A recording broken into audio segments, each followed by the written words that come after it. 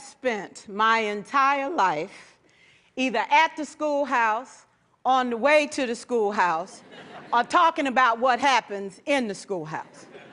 Both my parents were educators. My maternal grandparents were educators. And for the past 40 years, I've done the same thing. And so needless to say, over those years, I've had a chance to look at education reform from a lot of perspectives. Some of those reforms have been good, some of them have been not so good. And we know why kids drop out. We know why kids don't learn. It's either poverty, low attendance, negative peer influences. We know why. But one of the things that we never discuss, or we rarely discuss, is the value and importance of human connection. Relationships.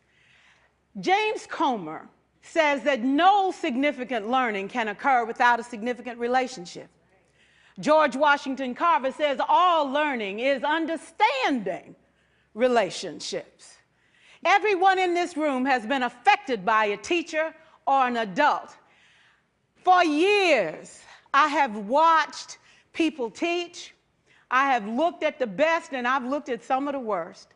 A colleague said to me one time, they don't pay me to like the kids.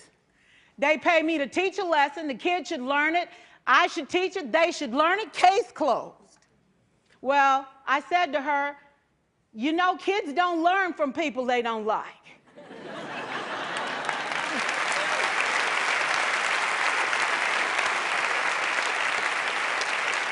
She said, that's just a bunch of hooey.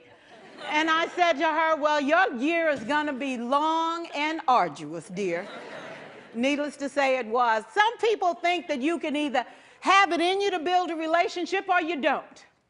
I think Stephen Covey had the right idea. He said you ought to just throw in a few simple things, like seeking first to understand as opposed to being understood. Simple things like apologizing. You ever thought about that? Tell a kid you're sorry, they're in shock. I taught a lesson once on ratios. I'm not real good with math, but I was working on it. And I got back and looked at that teacher edition. I taught the whole lesson wrong. So I came back to class the next day and I said, look, guys, I need to apologize. I taught the whole lesson wrong. I'm so sorry. They said, that's okay, Miss Pierson. You were so excited. We just let you go.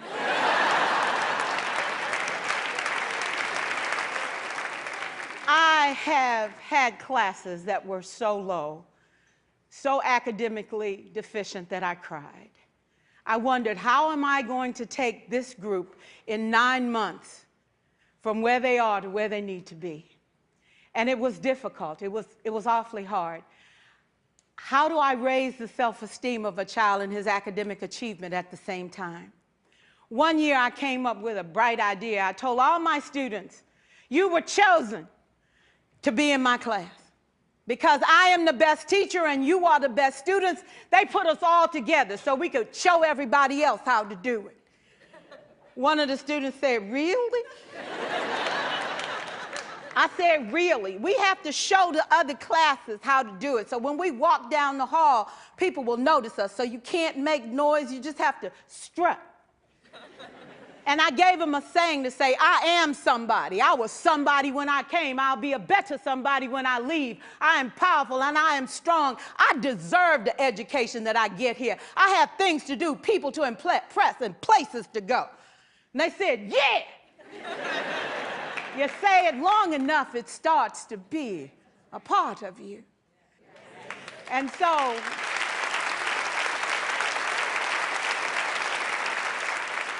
I gave a quiz, 20 questions. Student missed 18. I put a +2 on this paper and a big smiley face. He said, Miss Pierson, is this an F? I said, yes. He said, then why'd you put a smiley face? I said, because you on the roll. You got 2 right, you didn't miss them all. I said, and when we review this, won't you do better? He said, yes, ma'am, I can do better. You see, -18 sucks all the life out of you. +2 said, I ain't all bad.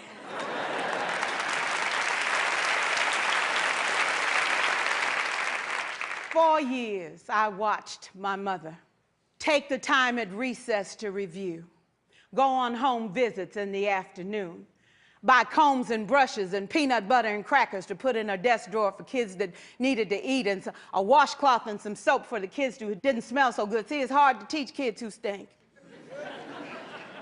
And kids can be cruel. And so she kept those things in her desk, and years later, after she retired, I watched some of those same kids come through and say to her, you know, Miss Walker, you made a difference in my life. You made it work for me. You made me feel like I was somebody when I knew at the bottom I wasn't. And I want you to just see what I've become. And when my mama died 2 years ago at 92, there were so many former students at her funeral.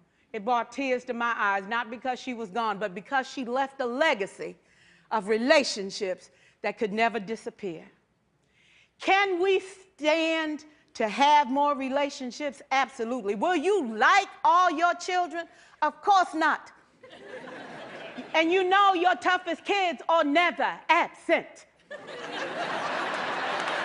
Never.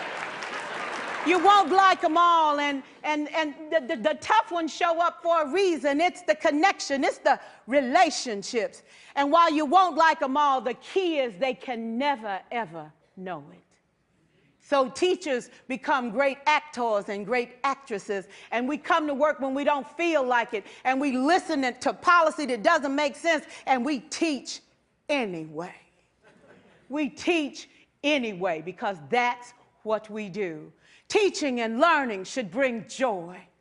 How powerful would our world be if we had kids who were not afraid to take risks, who were not afraid to think, and who had a champion? Every child deserves a champion, an adult who will never give up on them, who understands the power of connection and insists that they become the best that they can possibly be. Is this job tough? You betcha. Oh God, you betcha. But it is not impossible. We can do this. We're educators. We're born to make a difference. Thank you so much.